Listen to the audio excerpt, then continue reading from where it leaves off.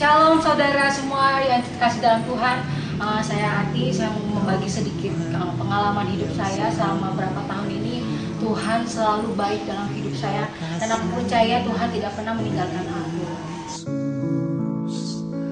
Kau Tuhan yang Oke, saya akan memulai cerita saya, pengalaman hidup saya selama pertama kali saya meninggalkan kota Bodok ini tahun 2002. Waktu itu saya tamat SMP, saya langsung lanjut SMA di Bogor. Waktu itu saya merasa berat sih, karena waktu itu mamaku lagi sakit dan aku berangkat ke Jakarta sendiri aja, walaupun aku diantarin sama om aku. Setelah itu aku percaya masih ada rencana besar Tuhan buat aku.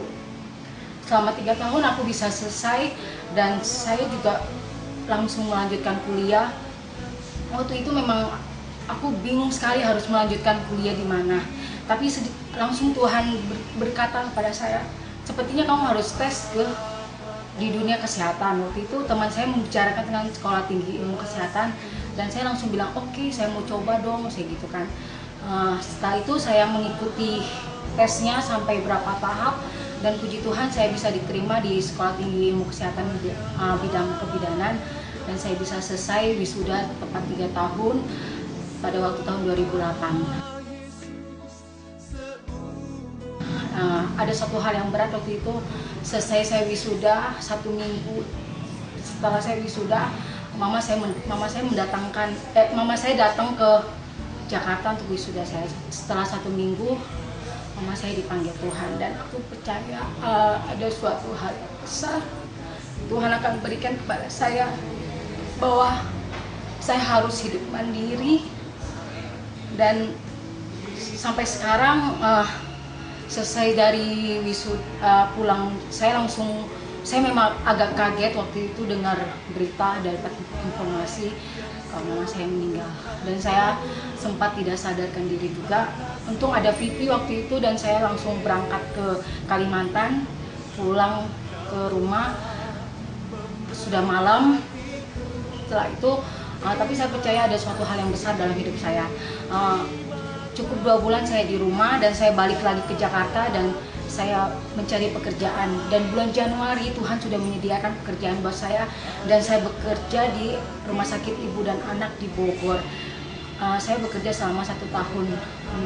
Setelah 1 tahun saya bekerja, saya resign karena saya harus melanjutkan kuliah, karena saya sudah pernah janji sama mama saya bahwa saya harus melanjutkan kuliah saya.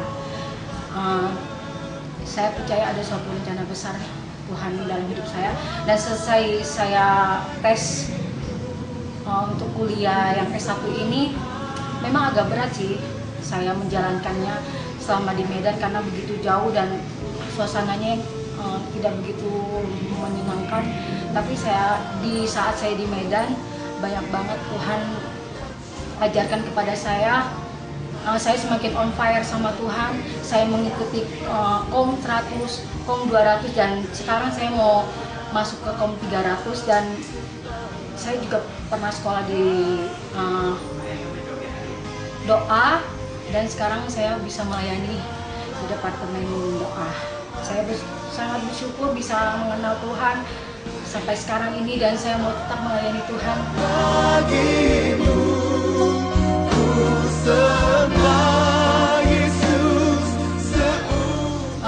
Solusinya kenapa saya bisa semakin on fire sama Tuhan, karena saya punya kakak rohani yang benar-benar selalu mensupport aku. Dia selalu SMS, aku ulang tahun dia selalu telepon dan dia selalu memberikan pesan bahwa kasih Tuhan itu tidak pernah berhenti dalam hidup saya, buat saudara, buat saya, dan itulah yang motivasi buat saya untuk tetap mencari Tuhan walaupun keliling saya begitu nggak enak sekali, tapi saya tetap mau mencari Tuhan karena di dalam Tuhan saya merasa tenang walaupun masalah begitu banyak, tapi aku percaya ada janji yang besar Tuhan berikan kepada saya.